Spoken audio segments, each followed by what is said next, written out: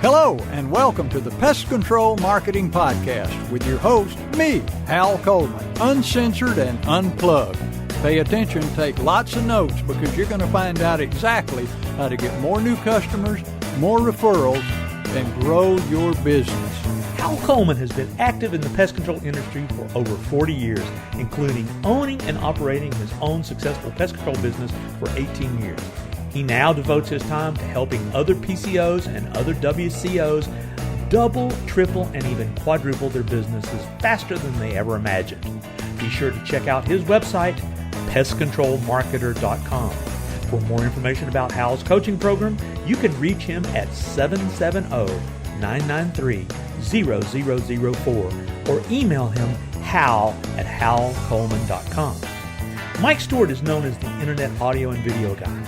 Since the birth of the Internet, Mike has been showing small business owners how to get more new customers, increase their sales, and grow their businesses online using audio and video, now with iPhones and Android phones. For more information about Mike's coaching program and his online training courses, visit MikeStewartCoaching.com or email him mike@internetaudioguide.com.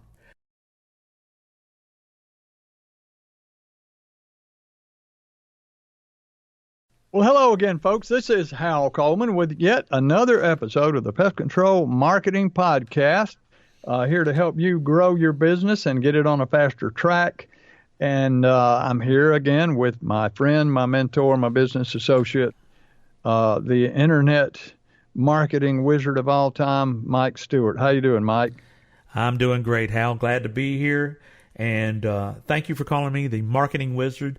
I've been known as the audio video guy, but marketing is everything. We've got. Well, it's better than if I'd had to say you're the marketing lizard. Well, there you go. Yeah, there you go. There you go. But Mike, you know, we refer to me a lot of times as Mr. Offline, and you're Mr. Online, and together I think we make a great combination, because everything I do pertains. Not everything, but most of it, to online as well as offline. It's all marketing. It's all selling, just two different vehicles there. But what I want to talk about today may be a little more offline than online, and that is cloverleafing. Now, you're being online, is that a term people use online? No, until you told me about it, I had never heard that term. And I think it's probably going to really pertain to being in the physical real world when you're out working, with real live customers. And so why don't you define it and talk about, here's what I want to know. I want to know, what is it, how to do it, what did you do it when you had your business, and what were the results? And there's 4 good questions from a dummy. So go for it. Some people listening might think, well, why does Mike not know what cloverleafing is? But the fact is, Mike, a lot of people may not realize you have never owned nor worked for a bricks and mortar business, really. No. I mean, you, except for your recording studio but still it was not something where you would have had any experience cloverleafing. It's definitely an offline term. And folks, if there is anybody that doesn't know what cloverleafing is, it's simply when you get a new customer or you have a current customer, it's marketing to the 2 people across the street and the people on the one house on either side. You got 2 next door neighbors, one on either side, and you got 2 across the street neighbors. So that's like a 4-leaf clover.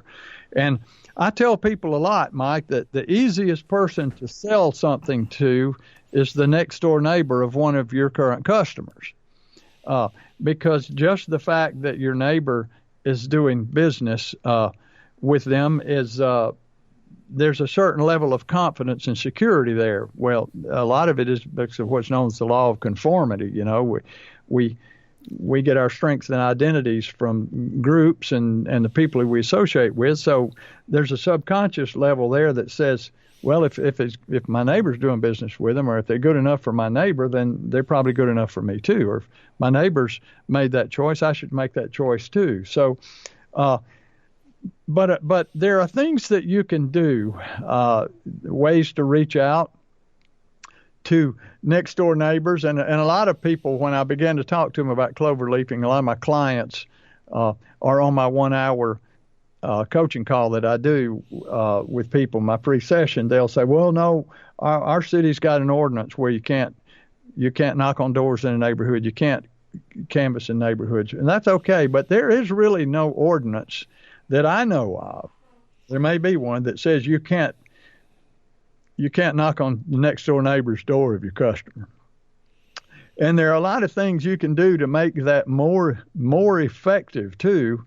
So I want to talk about a few. I just want to kind of run down a list here I don't have this written down. You and I never have anything written down when we do these podcasts, because we're just having a conversation, sharing what comes into our head mainly. But let's suppose that you have a new customer, and his name is Fred Johnson. And now he's your customer, he's your happy customer, and you would like to approach Fred Johnson's next door neighbor to see if they might become a customer of yours. So there's several things to do. The very first thing I would do is I would say, Mr. Johnson, I want to now I'm just creating scenario here, okay? Because there are exceptions to everything, and somebody will hear what I say and they'll say, no, you couldn't do that, mine. So yeah, maybe you couldn't in some circumstances, but I'm just going to give you some good guidelines here. These are guidelines. Number one, I would say, Mr. Johnson, I want to go over and talk to your next door neighbor and make sure they're not having the same problem you're having. Now, especially if we're talking with termites here, okay? Because, a colony of termites can easily be infesting two homes at the same time, especially in certain neighborhoods where the houses are so close together that you got to turn sideways to walk in between them almost, So, Mr. Johnson, I want to go over and talk to your next door neighbor. Do you know his name? Yeah, his name is John Smith. I'd like to go over and touch base with him and let him make sure he doesn't have the same problem you have. Would it be an imposition if you could help me out? Is there any way that you could walk over there and introduce me to him? Now, in a lot of cases, they're going to say, sure, man, let me put my shoes on here. Let's go. I know if somebody came and did a service for me, and then they said, I think your next door neighbor has the same problem. Maybe would you mind going over there and introducing? I would say, come follow me. I'd be trotting right over there with them. There's no better way to gain credibility than to go to the door and there's the neighbor introducing you, saying he just treated my home and I think you ought to let him look at your home. Now, if they say, no, I can't go over there, I'd rather not do that. Was there any way you could just call them? I don't want to show up at their door and have them think I'm an axe murderer. So if they don't walk over there with you, maybe they'll give them a call, maybe.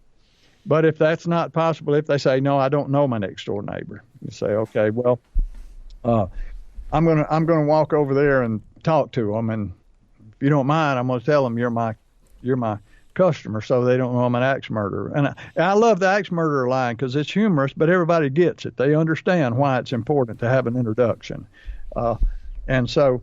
Walk over there and knock on the door and say, I'm Hal Coleman with Hal's Exterminating, and then turn. Very important that you turn and face Fred Johnson's house and say, your neighbor Fred Johnson is my customer, and has an issue with termites, and I told him I was going to come talk to you because I want to make sure you don't have them also.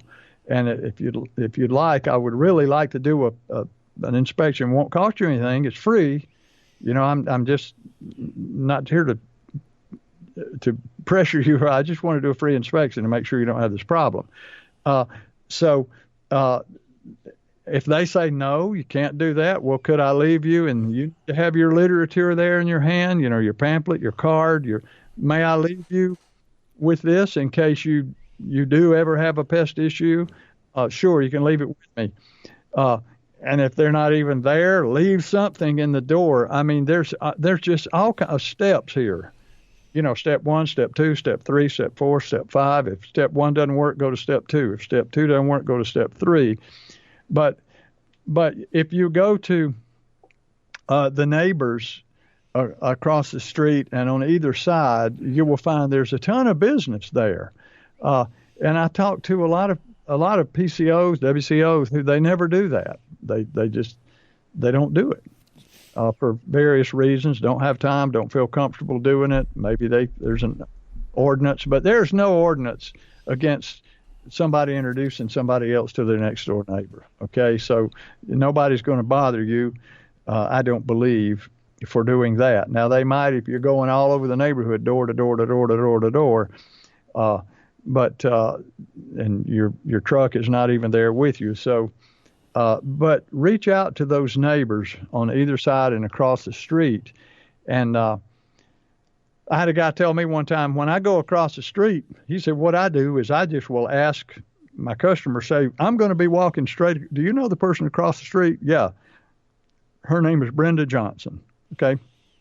I'm going to walk over there and speak to her. And if you, just so she doesn't think I'm an axe murderer, would you do me a huge favor and just stand here at the door until I knock on her door? I'll run straight over there. And he said, he would knock on the door, they would come to the door, and he would immediately turn and point across the street and say, your neighbor, Fred Johnson, and they would look across, and there's Fred waving at them from his front door over there. And he said, man, you're in like Flint then, because he said they're not going to want to be rude to you and slam the door in your face because it makes Fred look, it's offensive to Fred, you see. So there's a lot of psychology that you can use there too. And have an offer that they can't refuse. In other words, we're offering all of Hal's neighbors or all of Fred's neighbors 3 months free pest control, or we're offering them a free this or a free that, something that, not 10% off, because nobody even knows what that means, and 10% is really nothing anyway. I mean, offer them something they can't refuse because they are Fred Johnson's neighbor, you see. So if you will do this and learn how to get comfortable communicating at the doors like that, you will find some great business there that's just waiting on you to show up, because a lot of people are having bug problems or pest problems, and they don't know what to do about it. And they don't know a pest control company, and maybe they've heard bad things about pest control companies. Maybe they're afraid of getting ripped off. Maybe they're afraid an axe murderer will show up. I don't know, but there are a lot of people who have problems and they don't know what to do about it. It's just the same as people who have problems with their roof and they don't know what to do about it. They have psychological, mental problems. They don't know what to do about it. They got family problems. They don't know what to do about it. They got insurance. They don't have insurance and they know they need it. That people have all kind of needs and issues in their lives, and sometimes it's a matter of the right person shows up at the right time, and you're in like Flint. And I was discussing this in a Facebook group a while back, and some guy chimed in. He said, "Have you ever bought anything from anybody at the doors?" And I said, "Yeah. The last thing I bought was a tree service. Guy showed up. They were cutting trees for the lady across the street." And he showed up and said, "Hey, we're in your neighborhood. We're doing some trees. Got any trees that you have questions about or that you might like to have taken down?" And you know what my 2 words I said to him were, Mike? What? Follow me. Follow me. And I went right around back and showed him a dead tree that I'd been concerned about, and I needed to have it taken down. And the thing about it is, Mike, this is how this works. I have a tree guy that I've used for years. I call him. He's been out to my property in the last 25 years, probably 5 times to take down a tree or some trees or a dead limb or something. I have a tree guy. But I'm thinking, now here's a tree guy at my door with a chainsaw in his hand, basically. And if I call my guy, I'll have to wait for him to come back. It usually takes him several days to get there. He's got to come look at it, and we go through all this rigmarole and everything. I've got a guy standing right here on my porch ready to take that tree down. So I'm just going to let him take it down. So he took it down, gave me a great price. Even though I had my own tree guy, it was so much simpler just to let this guy go take it down. So, yes, it's being at the right place at the right time when there's a problem or an issue, And you show up on the doorstep to solve it, and somebody says, follow me. Follow me. Let me show you what's going on in my basement. Let me show you what's going on in my dining room. It's got paint peeling off the wall in here. There's all kind of things that you can stumble into if you reach out to those neighbors of your current customers. So does that ring any bells with you, Mike, about the online world or any marketing scenarios that might be similar in that world? Well, sure. There's some things that come to mind. You have to ask yourself, is everyone in your organization cloverleafing? Meaning that you're in a neighborhood, your truck is parked there, you just got done hopefully making a customer happy. You can either get back in your truck and go to the next customer and do that day in and day out and never talk to the other 4 houses that make the cloverleaf. Or you can make this a priority that you're going to get to know people. And I used to have a client named Chuck Reeves, and the name of his company was 21 Associates. And I asked Chuck, why do you name your company 21 Associates? He says, you got to get 20 no's to get a yes on average. And now here's a word from our sponsor. Google Pest Control Marketing. Grow your business like never before.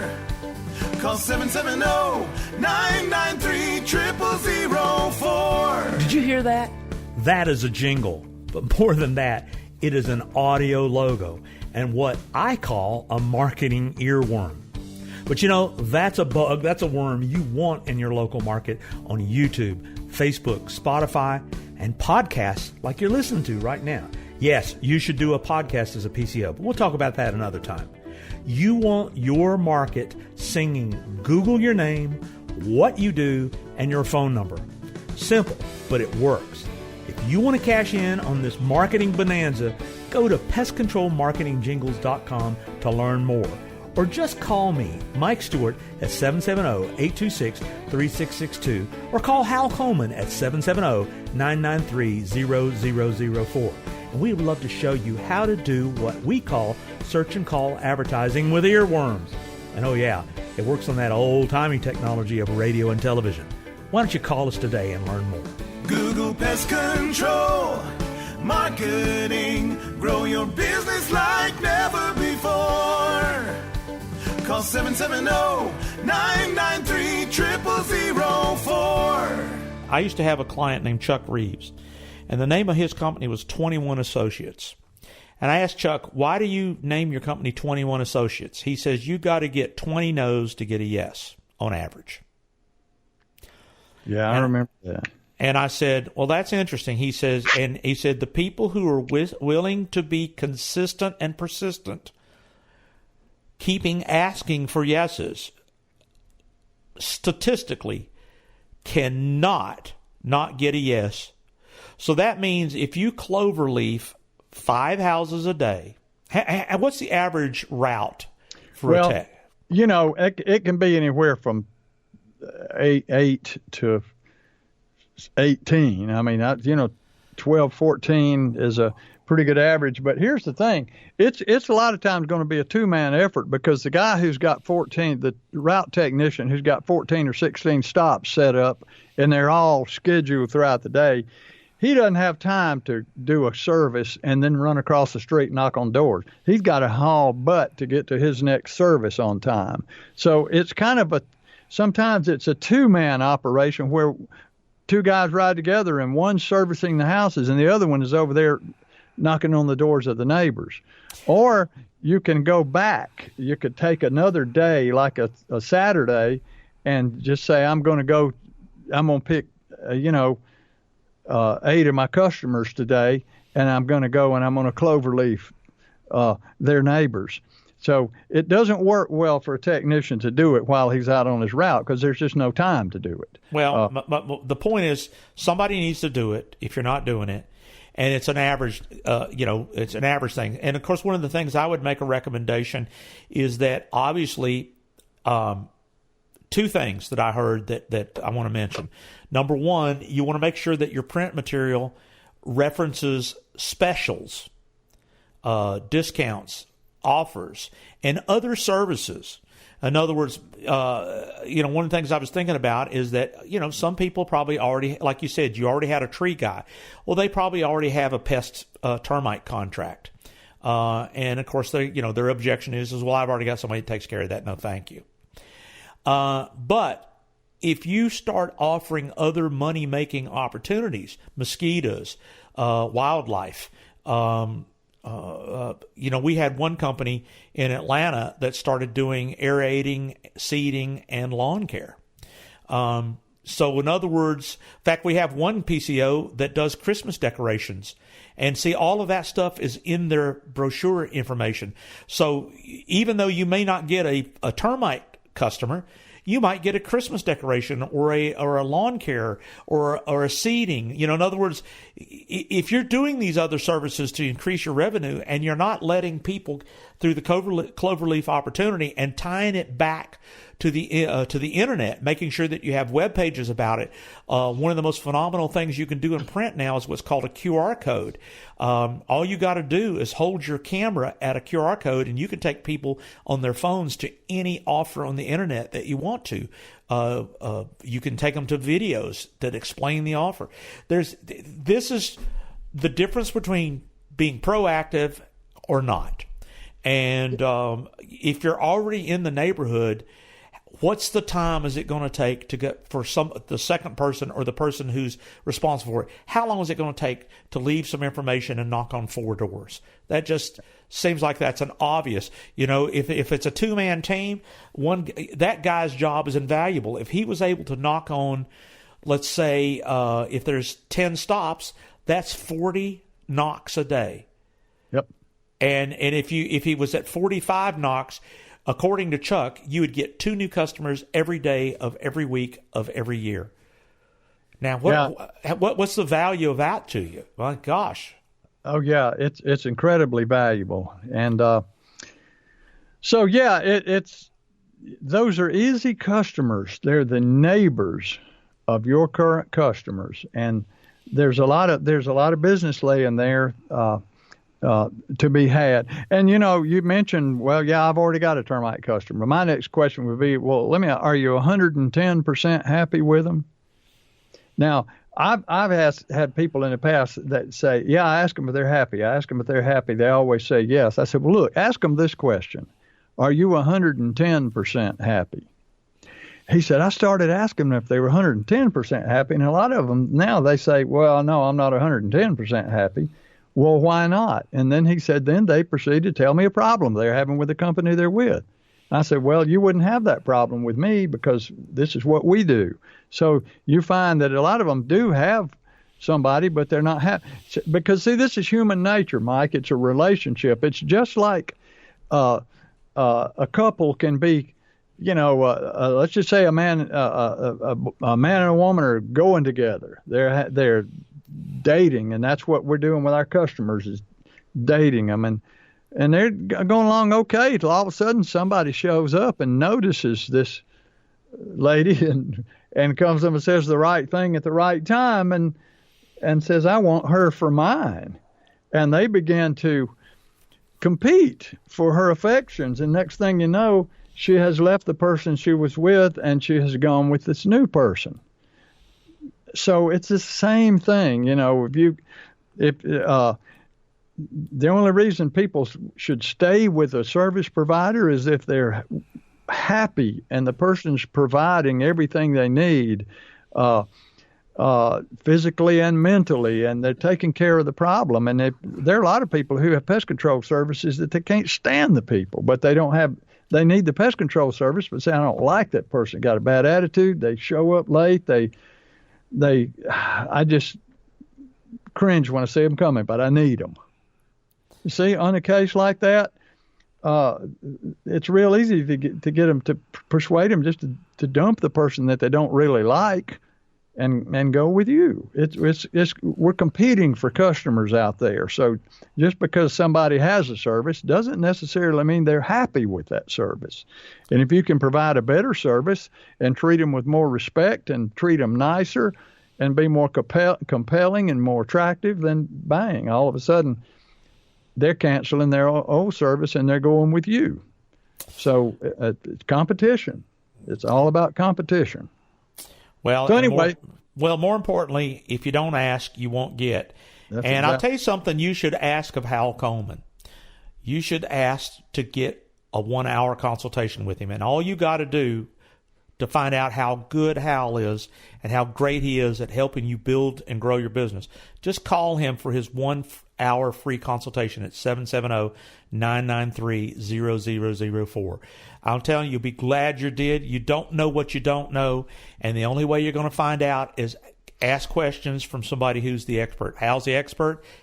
For one free hour to find out if you're a good fit, 770-993-0004. And Mike Stewart will do the same thing, too, and you can reach him at 770-826-3662. That's 770-826-3662. Take him up on the same offer. Mike will spend time with you. Look at your website, your online marketing, and everything you're doing there, and point you in some directions that you didn't even know existed. I guarantee if you call him and spend time, you'll come away from the call saying, man, I really learned some cool stuff about my online marketing. And it won't cost you a penny to have that phone call either, will it, Mike? No.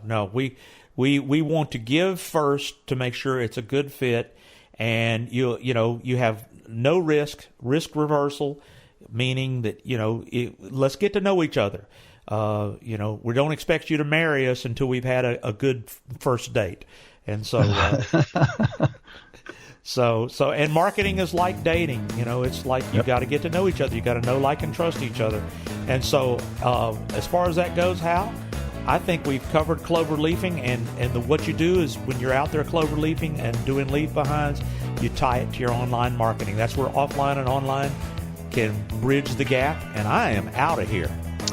Well, I'm going to follow you, Mike. Folks, thanks again for listening to this episode of the Pest Control Marketing Podcast.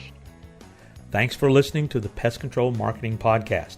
Be sure to subscribe to our podcast in iTunes and on your phones and in Stitcher on your Android. But more importantly, go to our website, pestcontrolmarketingpodcast.com. Subscribe to our email list to always be notified of new episodes. You're never going to want to miss what we got coming up next, and you never know what we're going to be able to do to help you with your pest control marketing.